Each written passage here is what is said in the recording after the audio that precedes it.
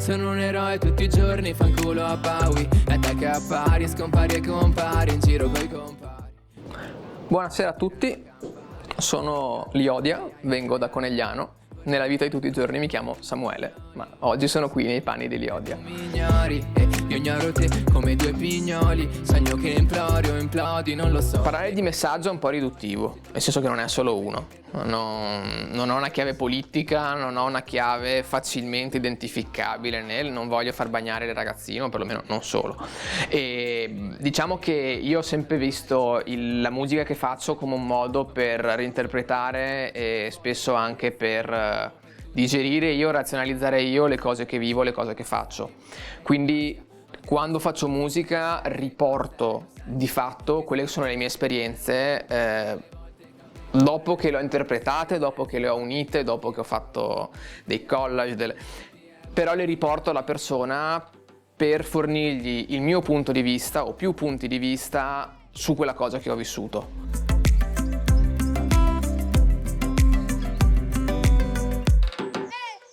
Allora, cosa posso dire del disco? Beh, che è il mio primo disco e che l'ho stato aspettando da un bel po'.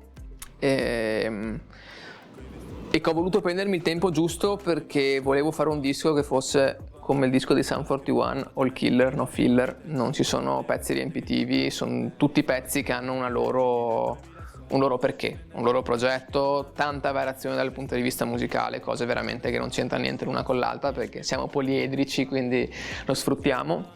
E è un concept album. È un concept album perché c'è un concetto forte sotto, c'è una linea guida. Cioè è come io vedo la realtà in cui sono immerso proprio in senso geografico, in senso sociale. Cosa io penso di questo, che stimoli mi dà, quali sono i limiti, quali sono i vantaggi.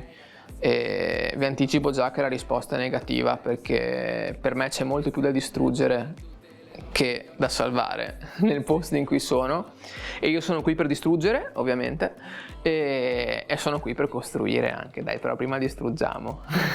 Il disco un po' distrugge e un po' costruisce. La scena veneta è un bene che sta venendo fuori, ma ha un problema fondamentale che ha lo stesso problema che hanno tutti i veneti. Sono molto attenti a quello che fanno gli altri e troppo poco a quello che fanno loro. In Veneto tu arrivi con un'automobile, le persone guardano che automobile hai, pensano che automobile hanno loro, ti fanno i conti in tasca sulla base dell'automobile che hai. La scena rap è esattamente la stessa cosa, con tutto ciò che comporta. Ti stimola a fare di meglio, però ti distrae anche perché passi troppo tempo a pensare ma quello perché ha fatto così, quello perché ha fatto colà. Infatti sinceramente noi siamo sempre stati un po' distanti dalla scena rap. Nei quartieri dormitori non si dorme mica bene perché per dormire. Sinceramente è un problema che in Veneto non c'è, perché tanto i live non te li fanno fare. È un problema che non sussiste. Gli spazi dedicati ai giovani sono pochi, sono sempre meno. Da noi la gente che suona sono le cover band di Ligabue, sono le cover band di Nogrita, sono le cover band di